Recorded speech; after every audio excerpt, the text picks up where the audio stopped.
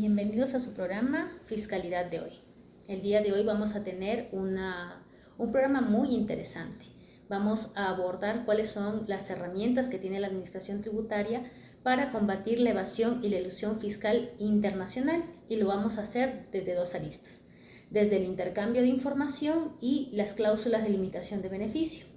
Este programa viene gracias al auspicio de la Universidad Andina Simón Bolívar y con la participación de Paula Alviño, Javier Nagua, Cristina López, Gabriela Ron y quien les habla, Carilyn Arenas. Entonces demos paso a lo que nos va a explicar Paula Alviño sobre las cláusulas de intercambio de información. Muchas gracias, Carilyn, por tu presentación. A continuación, vamos a revisar el tema relacionado con el intercambio de información. Podemos definir al intercambio como una distribución de información relacionada con los contribuyentes, incluyendo sus transacciones transfronterizas y sus activos. También a un cambio recíproco de información fiscal existente en un instrumento financiero por parte de dos estados. Los objetivos de un intercambio es administrar eficazmente la ley tributaria local mediante el conocimiento de operaciones económicas, tanto locales como las del exterior de sus contribuyentes, evitar la pérdida de recaudación de tributos por falta de conocimiento de las rentas obtenidas por los contribuyentes en otros estados y conocer las transacciones globales de estos. Importancia. Es importante ya que permite localizar e identificar las operaciones económicas de los contribuyentes para verificar la licitud de las transacciones y cuantías de los tributos. También permite controlar la evasión tributaria a través de la identificación de actividades y transacciones del exterior y permite dar una imagen positiva al país en cooperación internacional. Existen varios tipos de intercambio de información, como son previo petición, espontáneo, automático, sectorial, fiscalización o comprobaciones simultáneas, fiscalizaciones o comprobaciones tributarias en el extranjero. En función de lo indicado en una entrevista realizada para el presente análisis por Verónica Villalba, quien se desempeña como experta nacional en asistencia mutua y fiscalidad internacional del Servicio de Rentas Internas, nos ha indicado que el Ecuador actualmente solo realiza el tipo de intercambio previa petición y que está por empezar a realizar el intercambio automático para operaciones financieras. El intercambio previo petición consiste en que la Administración Tributaria solicita a otro Estado información específica sobre un determinado contribuyente a través de una solicitud. A esta modalidad se la considera como suplementaria, pues el Estado solicitante debe agotar todos los mecanismos para obtener la información requerida. A continuación, vamos a revisar el tipo de intercambio bajo la modalidad automática. Este tipo de intercambio entrará en vigencia a partir de septiembre del presente año, según lo manifestado por Verónica Villalba, funcionaria de la Administración Tributaria. Veamos cómo funciona. Un contribuyente del país A tiene una cuenta en un banco del país B. El banco del país B comunica los datos de las cuentas a las autoridades del país B. Las autoridades del país B transmiten automáticamente estos datos a las autoridades del país A y finalmente las autoridades del país A verifican los datos de las cuentas bancarias en el extranjero para la tributación del contribuyente. ¿Qué es lo que ha permitido el poder realizar un intercambio automático? Primero, el haber suscrito el acuerdo de autoridades competentes para el intercambio de información de cuentas financieras, realizar reformas de ley y normativa secundaria. La base legal internacional con la que se cuenta es el decreto número 855 que hace relación a la Convención Multilateral sobre Asistencia Administrativa Mutua. También base legal interna, como por ejemplo la Ley Orgánica para la Reactivación de la Economía, fortalecimiento de la dolarización y modernización de la gestión financiera. También una resolución del Servicio de Rentas Internas número 45 del año 2019 en la cual se expiden normas y el procedimiento para la implementación efectiva del estándar de intercambio de información. También se prevé sanciones de 250 remuneraciones básicas unificadas del trabajador en general al incumplimiento del deber de comunicación e información respecto a cuentas financieras de no residentes, según lo estipulado en el segundo inciso del artículo 106 de la Ley del Régimen Tributario Interno. Finalmente, para recordar, los intercambios se dan mediante acuerdos internacionales específicos de materia y por cláusulas establecidas en los CDIs. La OCDE mantiene dos modelos de acuerdos sobre intercambio de información. Estos son multilateral y bilateral. El Foro Global, como miembro de la OCDE, garantiza y evalúa el cumplimiento de los intercambios de información de los países miembros. Y debe existir una normativa local que permite gestionar y garantizar el dar cumplimiento de un intercambio de información. En lo posterior revisaremos la entrevista realizada a Verónica Villalba, funcionaria de la Administración Tributaria, para conocer más sobre los intercambios de información. A continuación damos paso a Carilyn para revisar la aplicación de las cláusulas de los convenios. Gracias. Muchas gracias, Paul, muy interesante. Ahora vamos a revisar cuáles son las herramientas que tiene la administración tributaria respecto del intercambio o lo que le permite el intercambio de información, es decir, ya ponemos en la práctica lo que Paul nos explicó. Entonces, el Ecuador tiene firmado 21 convenios para evitar la doble imposición, de los cuales 19 tienen un artículo o una cláusula que permite el intercambio de información. Adicionalmente, cuenta con 4 acuerdos específicos de intercambio de información y asistencia en materia tributaria y has firmado el acuerdo multilateral sobre asistencia administrativa mutua en donde 141 países se encuentran comprometidos en la transparencia fiscal. ¿Cuál es la cláusula inicial de intercambio de información? En los primeros convenios, las características de la cláusula de intercambio de información señalan lo siguiente. Primero, que el intercambio se genera entre autoridades competentes definidas de acuerdo a convenio. La información que se intercambia es la necesaria para la aplicación del presente convenio o del convenio firmado. Establece reserva de la entrega de la información salvo en los siguientes casos. Personas o autoridades o tribunales que estén encargados de la liquidación o recaudación de los impuestos objeto del convenio, examen de recursos administrativos y jurisdicciones o acciones penales relativas a los impuestos y también se puede presentar en audiencias públicas de los tribunales competentes. ¿Qué información no puede ser intercambiada? Aquellas que vayan en contra de la legislación o práctica administrativa del país requerido, que no se puede obtener sobre la base de su propia legislación o práctica administrativa normal o la de otros estados contratantes, o que revelen algún secreto comercial o industrial de sus residentes, así como información contraria al orden público. Estas primeras cláusulas se encuentran en los convenios firmados con Alemania en el 87 y con Brasil en el 89. Vemos que los convenios con Suiza del 96 y la Comunidad Andina del 2005 no cuentan con una cláusula de intercambio de información, mientras que los convenios firmados a partir del año 91, que son los que se encuentran con un verde oscuro, tienen un cambio sustancial en esta cláusula, y es que señala que este no se restringe al artículo 1 del convenio. Esto significa que esta limitación no se encuentra con información específica de los contribuyentes residentes de un estado contratante, sino que también se podría entregar información sobre no residentes que esté en reposo o en recaudo de la autoridad competente del otro estado contratante. Adicionalmente, pueden intercambiar cualquier otra información sensible relativa a mejoras administrativas y de cumplimiento, por ejemplo, técnicas de análisis de riesgo o mecanismos contra la elusión y la evasión fiscal. Posteriormente tenemos que los acuerdos firmados en el 2002 con Canadá y el del 2005 con Chile amplía esta no limitación al artículo 2. Esto implica que la información que puede suministrar la administración tributaria no solo es sobre los impuestos comprendidos en el convenio, sino pueden comprender otro tipo de impuestos, más no impuestos aduaneros. Además, se agrega la cláusula que señala que el estado contratante solicitado hará lo posible por obtener la información como si fuera para un proceso propio de su propia imposición. Bien, los acuerdos firmados a continuación en el siguiente grupo que se está analizando son aquellos que recogen la cláusula de intercambio de información sugerida en el modelo del convenio de la OCDE del 2010 y son los que están vigentes a partir del 2013. Tenemos en este caso a Uruguay, China, Belarus, Corea, Singapur y Qatar. Todos estos ya muestran como autoridad competente para el caso del Ecuador el director de rentas internas. Adicionalmente, se cambia información, ya no información necesaria, sino información que se considere previsiblemente pertinente a la información a solicitar.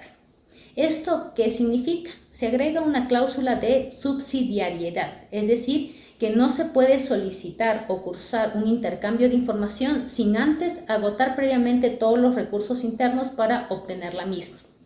Esta es una medida que trata de precisar que los estados no pueden ir de pesca de información o lo que se conocen como fishing expedition con total libertad para solicitar información de dudosa pertinencia respecto de los asuntos fiscales de un determinado contribuyente.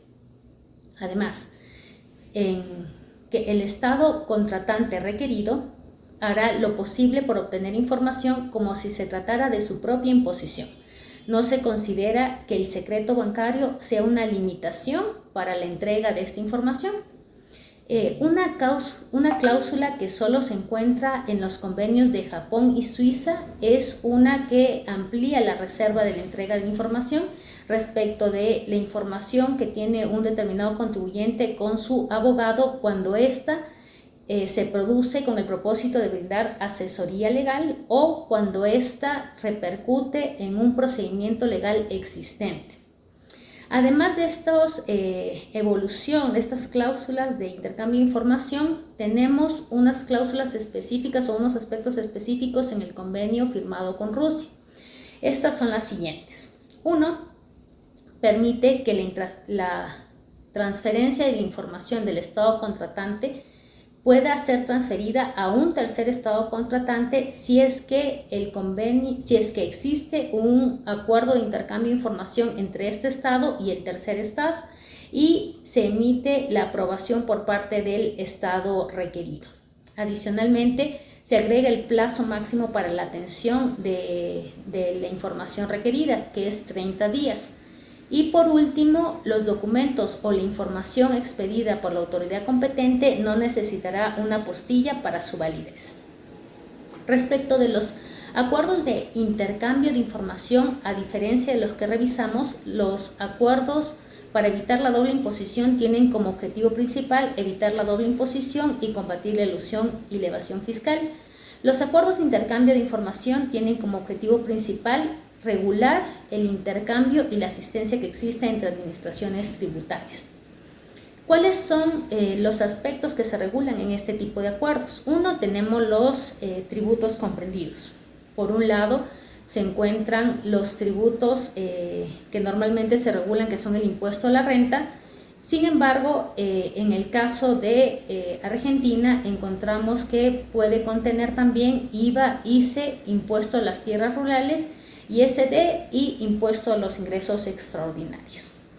Adicionalmente, existen las definiciones para que se pueda interpretar de manera adecuada estos convenios y el intercambio de información, las formas en cómo se van a realizar. Tenemos una amplia regulación respecto de cómo se va a llevar a cabo el intercambio de información a solicitud sin que ésta se limite a esta modalidad, puesto que se puede dar con la modalidad automática o espontánea, en función a cómo lo regulen cada uno de los estados. El intercambio de información a solicitud es regulado de forma más amplia dentro de este convenio y la información que se considera que puede ser intercambiada sigue manteniendo el mismo estándar, es decir, por la que se considera previsiblemente pertinente. En ciertos convenios como el de Argentina se establecen plazos máximos para atender esta solicitud. Tenemos el de 3 meses para la información que reposa en la administración tributaria y de 6 meses en el caso de que la información tenga que ser gestionada por la administración tributaria a otras administraciones tributarias. Adicionalmente, se regula la forma en cómo se podrán llevar a cabo auditorías en el exterior por parte de los estados contratantes firmantes y se regula las razones por las cuales se puede rechazar la solicitud de intercambio de información, que básicamente es la misma que se recoge en los acuerdos en los convenios para evitar la doble imposición. Hay que considerar que no es razón la caducidad en el estado contratante requerido para que este estado no entregue la información. Adicionalmente, el acuerdo de intercambio de información entre Estados Unidos y Ecuador recoge 2 artículos adicionales. Uno es el procedimiento amistoso y el otro la asistencia mutua. Ahora vamos a dar paso a Javier, que nos va a explicar el tercer mecanismo por el cual la administración tributaria puede recopilar información, y este es el Foro Global. El Foro Global. ¿Qué es el Foro Global? Es el órgano multilateral que lidera a nivel mundial los trabajos en materia de transparencia e intercambio de información fiscal. Más de 155 países lo conforman, entre ellos están países del G20, de la OECD, principales centros financieros y otros países en desarrollo. ¿Cuáles son los beneficios? Garantiza la aplicación rápida y eficaz de estándares sobre transparencia e intercambio de información. Además, verifica el cumplimiento de los estándares sobre transparencia e intercambio de información. El Ecuador es miembro del Foro Global desde el 26 de abril de 2017, por lo que se certificará la lucha del Ecuador contra la competencia fiscal nociva. Además, se continuará con el combate a las prácticas de competencia fiscal nociva, con lo que se logrará una mayor disuasión para dejar de utilizarlas. Y por último, se apalancarán las medidas internas para combatir la competencia fiscal nociva, tanto normativas como administrativas. Dentro de los compromisos adquiridos con la adhesión al Foro Global por parte del Ecuador, se tiene en la implementación de estándares. Entre ellas tenemos el intercambio de información bajo pedido, también llamada IIP, el intercambio de información automático IIA de cuentas financieras. ¿Qué son los estándares? Los estándares son aspectos de índole normativo práctico cuya presencia en un país se consideran importantes para que se puedan satisfacer intercambios de información efectivos. ¿Cómo se verifica la implementación? A efectos de llevar a cabo la evaluación sobre transparencia e intercambio de información efectivo en los miembros, se creó en el ámbito del Foro Global el Peer Review Group, PRG, Grupo de Evaluación entre Pares, quienes llevan a cabo el Peer Review. ¿Qué es el Peer Review o PR? Es un proceso mediante el cual el PRG somete a un país o jurisdicción a revisión de pares para evaluar la implementación de los estándares internacionales de transparencia e intercambio de información bajo pedido. ¿Cómo se lo realiza? Se efectúa en dos fases. La fase 1 consiste en la revisión del marco legal y normativo relativo a la transparencia y el intercambio de información financiera. En la fase 2 consiste en la revisión de la aplicación práctica del marco legal y normativo relativo a la transparencia y el intercambio de información. ¿Cómo se ejecuta? La evaluación se realiza contrastando el marco legal y normativo sobre la transparencia e intercambio de información y la aplicación práctica del mismo con los estándares internacionales establecidos para la transparencia y el intercambio internacional de información. El peer review para el Ecuador, con la reciente adhesión, se dará asistencia técnica por parte del equipo técnico del foro para revisar la implementación de los estándares del intercambio de información bajo pedido y además una revisión de pares en aproximadamente 2 años para evaluar la implementación. En conclusión, el Foro Global es quien lidera a nivel mundial el proceso de asegurar que cada vez más países cumplan con el estándar de transparencia e intercambio de información en coordinación con organizaciones internacionales y regionales, como por ejemplo el Banco Mundial, el CIAD, ATAF y entre otras. A continuación vamos a presentar a Verónica Villalba, quien es experta nacional de asistencia mutua y fiscalidad internacional del Servicio de Rentas Internas del Ecuador. Y pasando a otros temas, me comentan desde estudios que ya tenemos lista la entrevista exclusiva con la funcionaria del SRI, Verónica Villalba, la cual nos va a compartir información acerca de cómo se realizan los mecanismos contra la evasión y elusión fiscal. Les acabo de comentar, bueno, el único intercambio que hasta la fecha hemos hecho es un intercambio previa petición, que es un intercambio pues que está relacionado con una empresa o con una persona natural específica, y en cambio el automático que se lo hace masivamente se lo va a hacer una vez al año, y específicamente tenemos firmado un acuerdo para intercambiar información de cuentas financieras. Este año es el primero en el que ya el Ecuador ha recibido por parte de las instituciones financieras la información, que obviamente va a ser procesada y clasificada por país para poder intercambiarla en el mes de septiembre del 2021. Entonces, a la fecha solamente les puedo decir que el único intercambio que hemos hecho es el previa petición. Como es primero agotar todas las cuentas que la administración tributaria tenga a disposición, tanto, por ejemplo, como son bases de datos internas, como son bases de datos de información pública. Tenemos también la administración tiene potestad para solicitar información tanto al mismo contribuyente como a terceros involucrados o a instituciones de control.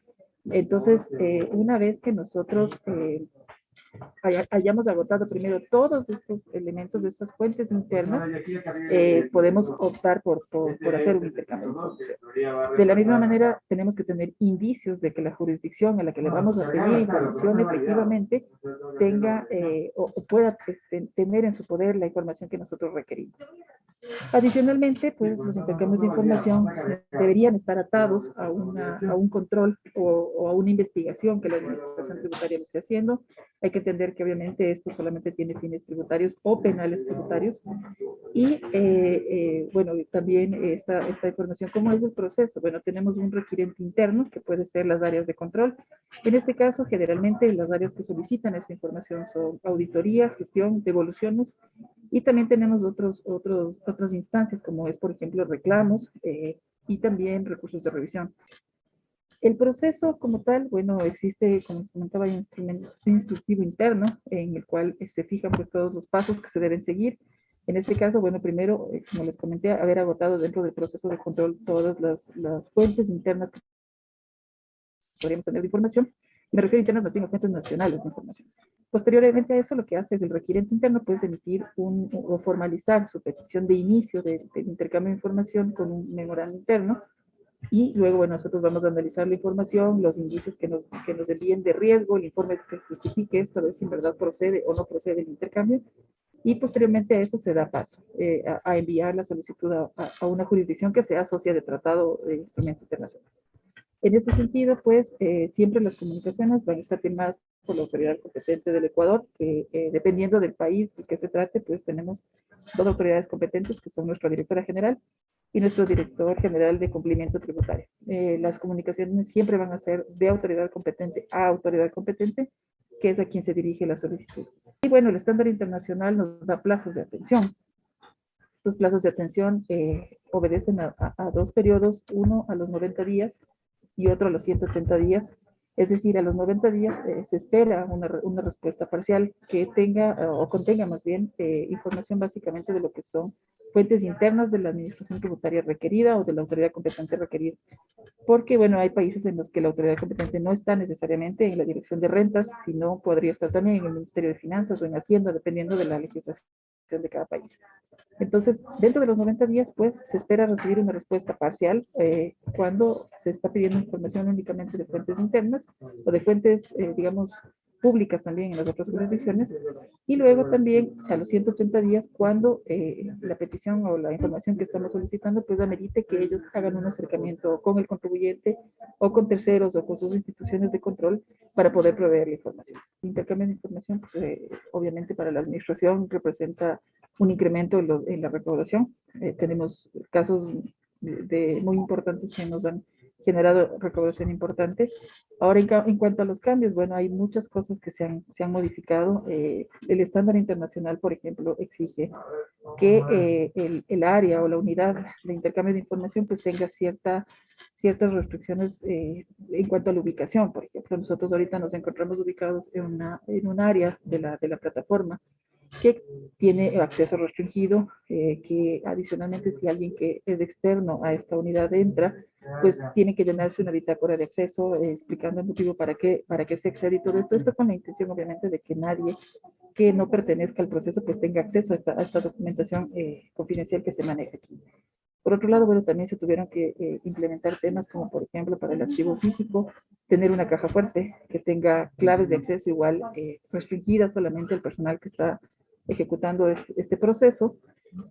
Adicionalmente, pues bueno, la gente que maneja esta información, por ejemplo, tiene accesos igual, bueno, accesos a nuestras bases de datos, a nuestros sistemas para obtener la información, sí, sin embargo, hay restricciones en cuanto a que todos los equipos tienen que estar encriptados, que no se tiene acceso a USB, igual los accesos a quemadores y todo esto son computadores específicos para que no haya manera de reproducir esta información confidencial que estamos recibiendo. Entonces, sí se ha tomado alguna de estas medidas y en su momento, pues, lo que se buscaba es que igual toda esta actividad como tal de la generación de los intercambios sea centralizada. Es por eso que únicamente en el orgánico funcional, pues esta función está específicamente en la coordinación a la que pertenezco y nadie más en la administración lo puede gestionar. Entonces, cualquier pedido de información se le hace a través de esta información porque es parte del estándar. El estándar internacional exige que haya una unidad que centralice este tipo de solicitudes. Entonces, eso básicamente son los cambios que les puedo comentar. Y bueno, a nivel normativo también, ¿no? A nivel normativo estamos justamente en evaluación. La evaluación del Ecuador empezó desde el mes de marzo de este año y esta evaluación, pues bueno, implica cumplir con el estándar internacional y parte de ese estándar es la implementación de normativa que se ajusta al estándar y que garantice que la administración va a poder solicitar o va a poder entregar la información que las otras jurisdicciones necesitan. Actualmente, pues bueno, estamos tratando de incluir ciertas regulaciones que sean de aplicación a todos tanto a las figuras jurídicas como a las personas naturales, pues para entregar información relacionada, por ejemplo, con beneficiario final y temas así que son la información que normalmente las otras jurisdicciones solicitan. Entonces, sí ha implicado también plantear proyectos de ley, proyectos de reformas que nos ayuden o nos aseguren pues el cumplimiento de los estándares internacionales. Casos, en realidad no hemos tenido casos en los que se nos haya negado, por ejemplo, una información o que nosotros no hayamos enviado información por haciendo uso de la cláusula. Una aclaración, ¿no? Como yo les comentaba, pues para que exista intercambio de información necesariamente se debe contar con un instrumento internacional. Entonces hay que tener en cuenta que el intercambio automático no se da por ser miembros del Foro Global, sino por haber suscrito el acuerdo de autoridades competentes para el intercambio de información de cuentas financieras. Entonces, el Foro Global simplemente es una institución, es un organismo que está adscrito a la OCDE, que lo que hace es garantizar que todos sus miembros cumplan con ciertos estándares internacionales que garanticen una igualdad, una calidad del intercambio. Gracias, Javier, por la información brindada. Ahora les vamos a informar sobre las cláusulas de limitación de beneficio de convenio que nacen como una medida para mitigar y evitar el uso indebido o inadecuado de un tratado fiscal, siendo uno de los tipos de cláusula o norma antiabuso. Una de las principales estructuras son las llamadas treaty shopping o compra de tratados, figura elusiva de la fiscalidad internacional en la que se reconoce la práctica del uso de convenios de un país y otro con la finalidad de que mediante un intermediario se obtenga la optimización fiscal. Para entender más a fondo por qué se implementan estas cláusulas de limitación de beneficio de convenio, vamos a coger como ejemplo el modelo de convenio de la OCDE. En su artículo 1 señala que se aplicará a las personas que sean residentes de uno de los estados contratantes o de ambos, y en su artículo 4 que se aplicará a las personas que sean residentes de uno de los estados contratantes o de ambos. Pues bien, determinado lo anterior, se puede establecer que las reglas de calificación de un convenio permiten a los estados contratantes otorgar los beneficios fiscales atribuibles en razón del convenio. Sin embargo, es exactamente en este punto en donde se han producido problemas en la aplicación práctica de los convenios, dado que una cláusula de residencia es fácil de cumplir cuando el único requisito para ser residente de un estado contratante, por ejemplo, para las personas jurídicas, es el del domicilio de constitución o incorporación. En este orden de ideas, que la cláusula de limitación de beneficios toma un protagonismo único como uno de los instrumentos que otorga los elementos y herramientas suficientes para evitar el abuso o uso indebido del convenio tratado cuando los residentes de un estado contratante desean usar artificialmente un convenio tributario. Ahora bien, la configuración de abusos de un convenio se podría mirar desde la perspectiva de posiciones contrarias. Por un lado, se podría afirmar que el abuso de un convenio tributario constituye un fraude a la ley. La segunda perspectiva estaría enfocada en los criterios que se usan para la aplicación de un determinado convenio en relación al principio de legalidad y al principio de reserva de ley, lo que establece en líneas generales 6 disposiciones en su estructura que configuran sus elementos esenciales, condiciones, requisitos y elementos configuradores. Primera limitación: que cumpla las características de las condiciones necesarias y sea considerada como persona calificada. Los requisitos, condiciones y consideraciones que deberían cumplir para ser calificado como beneficiario del convenio son: debe ser una persona física, una entidad estatal, una sociedad, sus acciones coticen en un mercado de valor reconocido, al menos el 50% de acciones sea de propiedad de 5 o menos sociedades que tengan residencia en uno de los estados contratados, organización benéfica en sus beneficiarios sean personas físicas residentes en alguno de los estados contratantes. Segundo elemento: Limitación del beneficio a residentes que no reúnan condiciones necesarias que no sean personas calificadas, ya que no permanecen al menos durante la mitad del ejercicio fiscal las personas que no reúnan las condiciones necesarias mencionadas en el punto anterior. No serán propietarias del menos del 50% de la totalidad de los derechos de voto y valores acciones. Menos del 50% de la renta bruta sea a favor de personas que no sean residentes de ninguno de los estados contratantes. Tercer punto, excepciones a las condiciones necesarias de residente personas calificadas. Se establecen las excepciones por las cuales una persona que bajo las disposiciones anteriores no haya podido calificarse o ser considerada como residente pueda beneficiarse del convenio sin ausentar dicha calidad cuando participa activamente en un negocio en el Estado, cuando el residente o cualquiera de las empresas asociadas desarrollen una actividad empresarial en el otro Estado contratante donde se genera un elemento de su renta, persona que participa en todas aquellas actividades que desarrolla una sociedad. Y por último, se entiende que dos personas están vinculadas cuando una de ellas posee al menos el 50% de los beneficios de la obra. Cuarto punto, condiciones de la parte desproporcionada de la renta. Se establecen las condiciones exigibles por las cuales la parte desproporcionada de la renta o del ingreso no se puedan acoger a los beneficios del convenio, sujeta a condiciones que confieren en sus titulares el derecho a percibir una porción de la renta de la sociedad procedente de otro Estado contratante mayor a la que percibirá esos mismos titulares, cuyos derechos de votos y valor son propiedad de un 50% más de una persona que no reúnan las condiciones necesarias para acogerse a los beneficios de este convenio.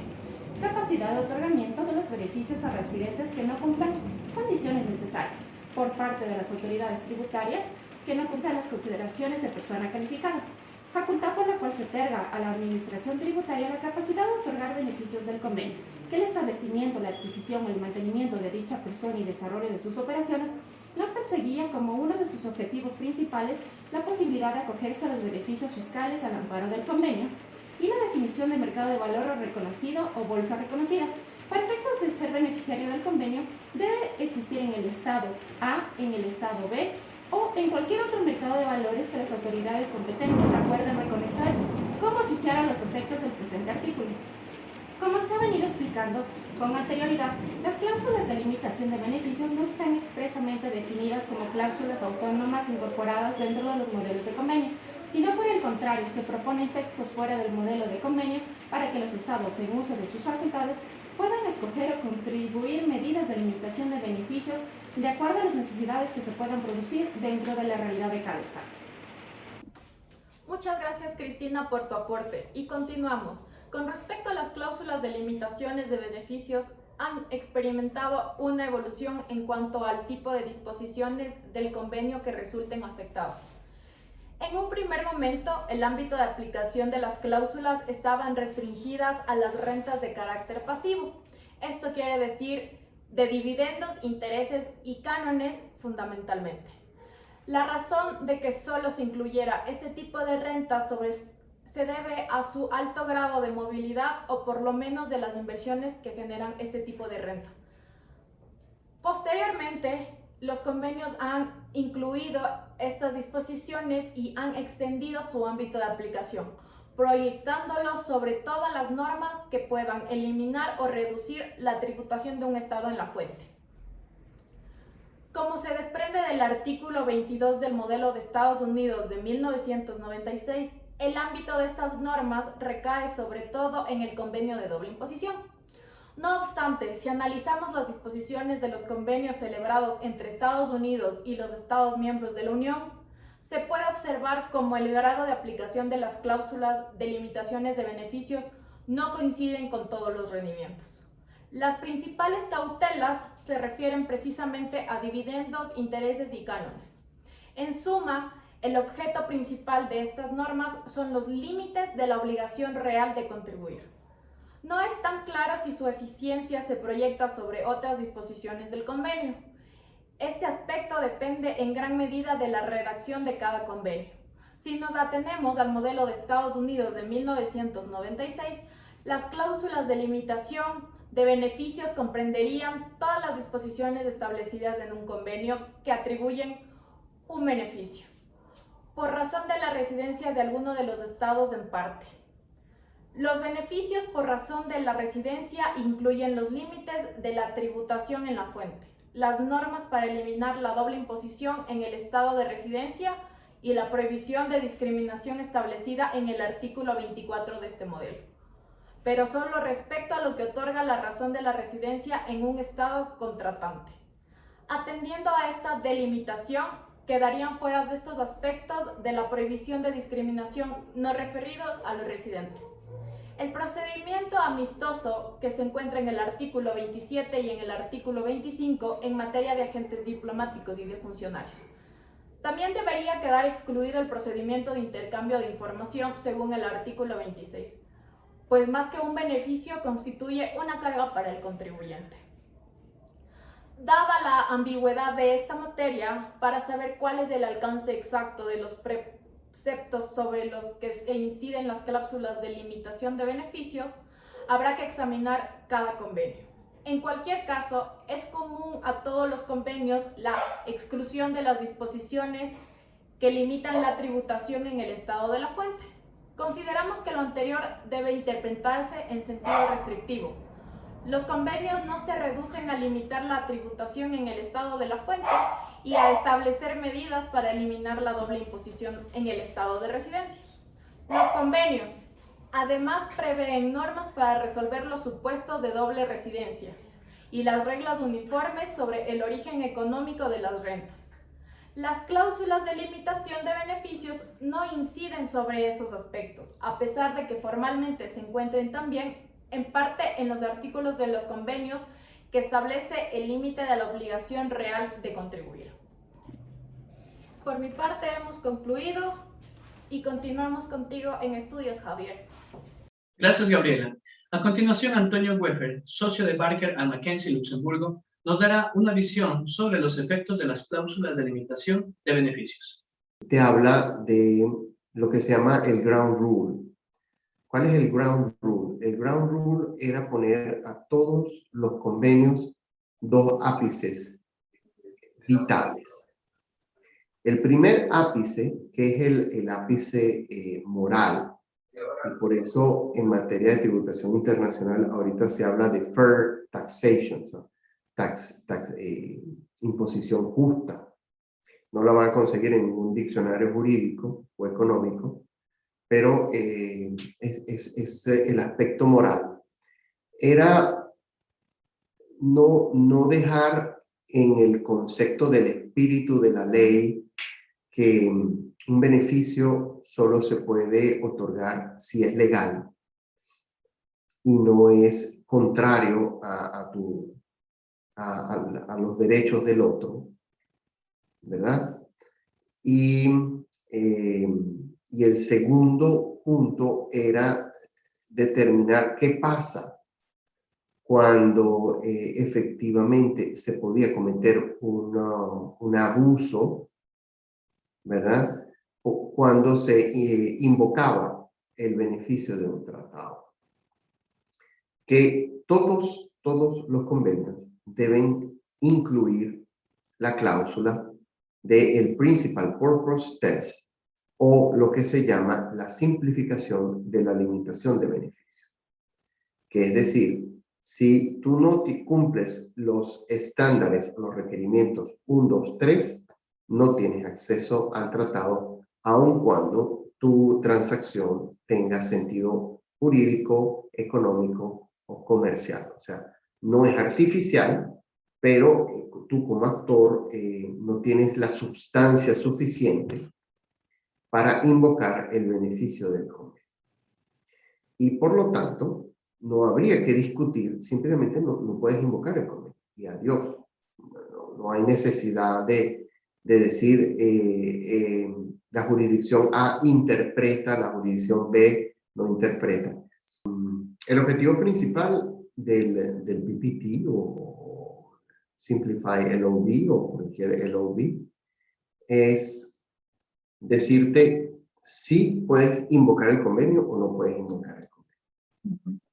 Lógicamente, en los casos que se estaba invocando el convenio y había doble no tributación, la administración hace el test, ¿verdad? El Principal Purpose Test, y te puede decir, mira, no, ya no te aplica el convenio porque tienes una doble no imposición. O de una manera más centrada, lo que yo llamo el check the box, check the list. Si tú no cumples con todos los requisitos, bueno, el convenio, los años que lo invocaste y obtuviste el beneficio, no te era plausible ese beneficio. La administración te va a grabar, ¿verdad? Y la otra administración ya grabó. Entonces vas a estar en doble imposición. Entonces tú vas a decir, bueno, ¿y ahora qué hago? Bueno, tema número 1, haces un map. Le pides a las administraciones que por favor se pongan de acuerdo para que no tengas doble imposición. Y como bien sabes, en los maps está cuando el contribuyente solicita el map, las autoridades están en la obligación de atender la solicitud y hacer sus mejores esfuerzos. Pero las administraciones, salvo mejor criterio y alguien que conozca una legislación que diga lo contrario, las administraciones no están obligadas a estar de acuerdo. Las administraciones emiten su opinión y pueden, lo que se dice en anglosajón, we agree to disagree. ¿Cuáles son las principales transacciones que han caído en esta discusión? Se llama enterprise profits, los beneficios empresariales. Califican por el artículo 7. Y sin temor a equívoco, el tema de alocación de renta a establecimientos permanentes.